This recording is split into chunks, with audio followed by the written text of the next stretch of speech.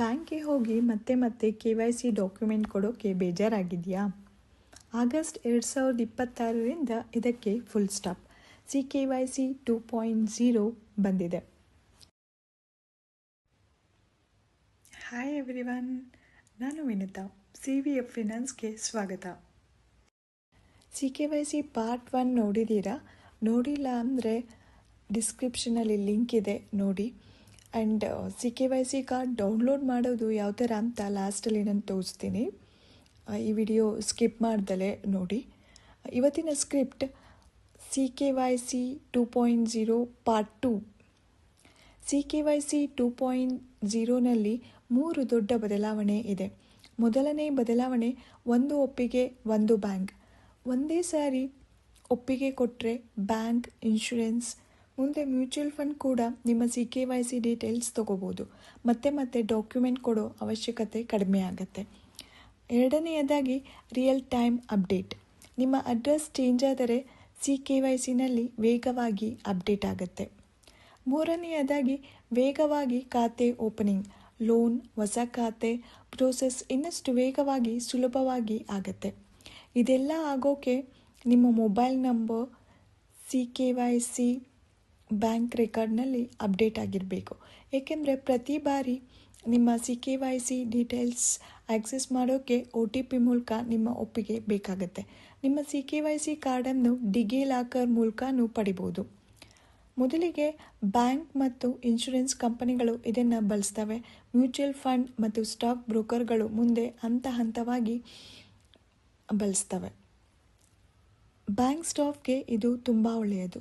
KYCಗೆ ಕಸ್ಟಮರ್ಗೆ ಕಾಲ್ ಮಾಡಿ time waste ಆಗಲ್ಲ. CKYC ನಂಬರ್ ಮತ್ತು ಒಪ್ಪಿಗೆ ಇದ್ದರೆ ಸಾಕು, ಕಂಪ್ಲೇಂಟ್ಸ್ ಕೂಡ ಸುಲಭ. ಮುಂದಿನ ವಿಡಿಯೋದಲ್ಲಿ ನಾವು EPF ಕ್ಲೈಮ್ ಮಾಡೋದು ಹೇಗೆ ಅಂತ ಸ್ಟೆಪ್ ಬೈ ಸ್ಟೆಪ್ ನೋಡೋಣ.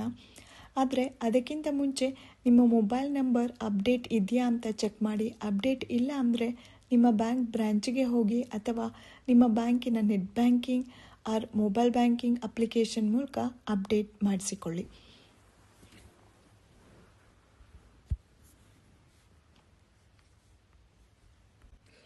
ಈಗ ನಾನು ನಿಮಗೆ CKYC ಕಾರ್ಡ್ ಯಾವ ಥರ ಡೌನ್ಲೋಡ್ ಮಾಡೋದು ಅಂತ ವೆಬ್ಸೈಟ್ ಮೂಲಕ ತೋರಿಸ್ತೀನಿ.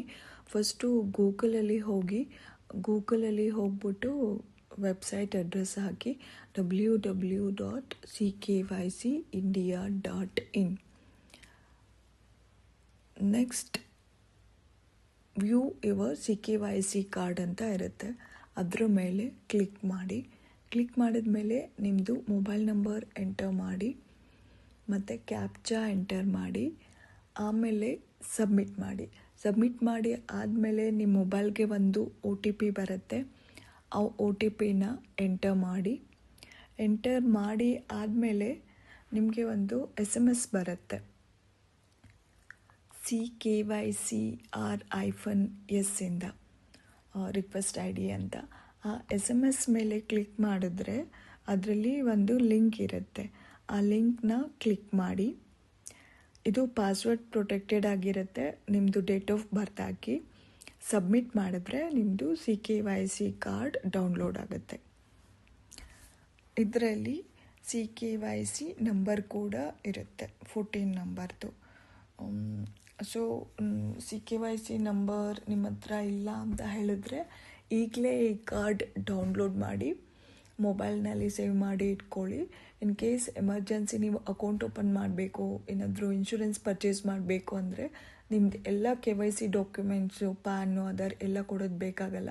ಅದರ ಬದಲು ಇದು ಒಂದು 14 ಡಿಜಿಟ್ CKYC ನಂಬರ್ ಹೇಳಿದರೆ ಸಾಕು. ಈ ವಿಡಿಯೋ ನಿಮಗೆ ಯೂಸ್ಫುಲ್ ಆಯಿತು ಅಂತ ಅಂದ್ಕೊಂಡಿದ್ದೀನಿ. CVF ಫಿನಾನ್ಸ್ನ ಸಬ್ಸ್ಕ್ರೈಬ್ ಮಾಡೋದನ್ನ ಮರಿಬೇಡಿ. ಏನಾದರೂ ಡೌಟ್ ಇತ್ತು ಅಂದರೆ ಕಮೆಂಟಲ್ಲಿ ಕೇಳಿ, ನಾನು ಎಲ್ರಿಗೂ ಆನ್ಸರ್ ಮಾಡ್ತೀನಿ. ಧನ್ಯವಾದಗಳು. ಹೀಗೆ ಸಿಂಪಲ್ ಬ್ಯಾಂಕಿಂಗ್ ಟಿಪ್ಸ್ಗಾಗಿ CVF ಫಿನಾನ್ಸ್ ಚಾನಲನ್ನು ಫಾಲೋ ಆ್ಯಂಡ್ ಸಬ್ಸ್ಕ್ರೈಬ್ ಮಾಡಿ. ಮತ್ತು ಧನ್ಯವಾದಗಳು.